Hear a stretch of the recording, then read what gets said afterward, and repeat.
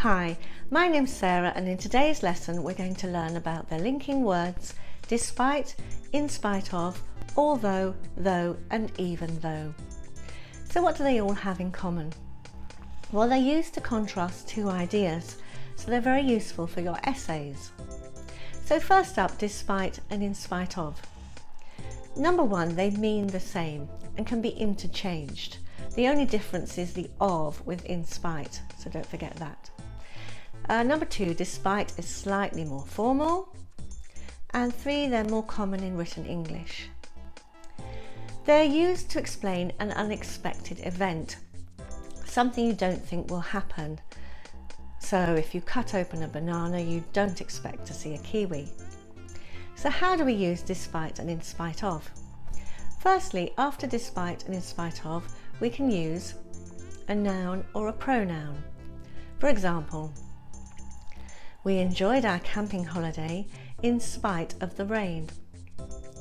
Despite this, we enjoyed our camping holiday. Here, in spite of is followed by a noun, the rain, and despite is followed by a pronoun, this. They're used in sentences where two ideas are contrasted in two clauses, and they are describing an unexpected event. You would maybe expect not to enjoy your holiday because it rained, so you use despite and in spite of. Notice the comma when despite or in spite of are used at the beginning of the sentence. Secondly, if the clause with despite and in spite of has a verb, then the gerund form of the verb is used.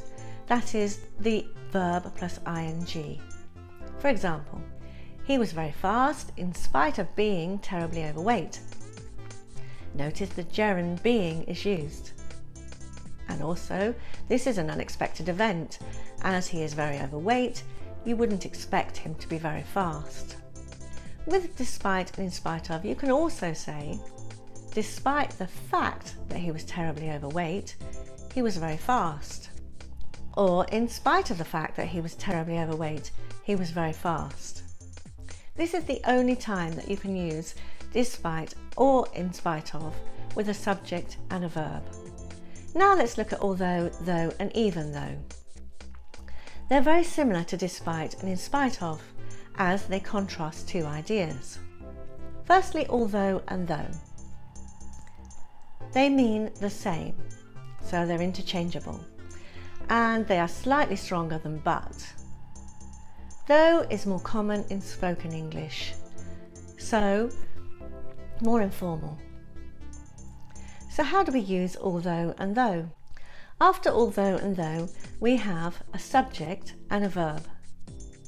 So for example, we enjoyed our camping holiday although it rained every day. Or we enjoyed our camping holiday though it rained every day. It rained is the subject and the verb. Also, clauses can be switched. So you could equally say, although it rained every day, we enjoyed our camping holiday. Or, though it rained every day, we enjoyed our camping holiday. Notice the comma if we start the sentence with although, although. There is one difference between though and although, and that is that though can be used at the end of a sentence. For example, it rained every day, full stop. We enjoyed our camping holiday though. Here you couldn't use although. This is very common in spoken English.